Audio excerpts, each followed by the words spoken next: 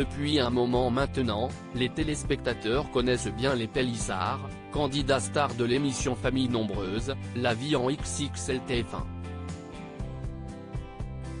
Avec leurs 8 enfants, Amandine et Alexandre forment une tribu soudée et unie qui a gagné en popularité au fil des épisodes. Un véritable rêve éveillé pour la jeune femme qui n'aurait jamais pensé pouvoir goûter à un tel bonheur. Et pour cause, Amandine Pélissard a traversé des épreuves traumatisantes, dont les agressions sexuelles réalisées par son oncle par exemple.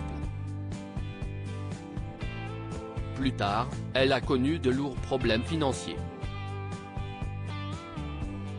Un beau jour, pendant que je suis enceinte de mon 6e enfant, je dois être hospitalisée.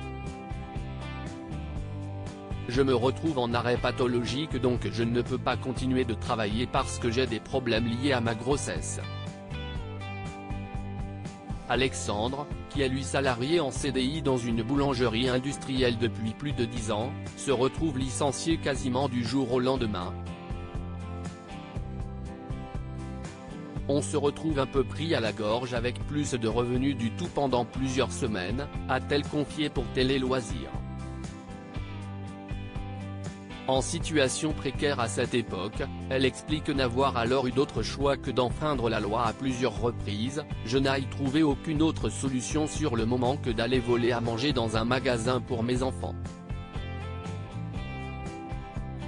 Après plusieurs infractions, Amandine Pélissard a fini par être rattrapée par la justice, forcément quand on fait des bêtises c'est ce qui arrive.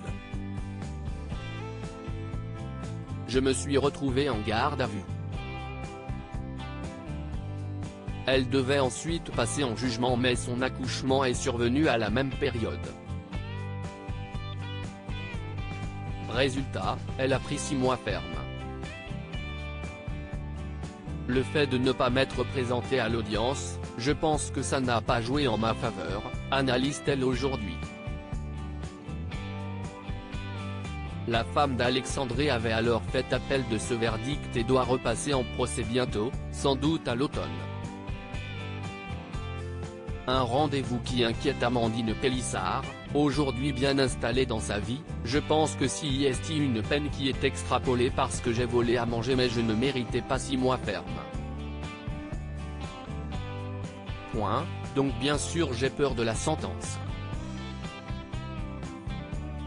L'influenceuse se console néanmoins à l'idée d'être mieux préparée qu'à l'époque, étant guidée par un avocat et ayant une situation beaucoup plus stable.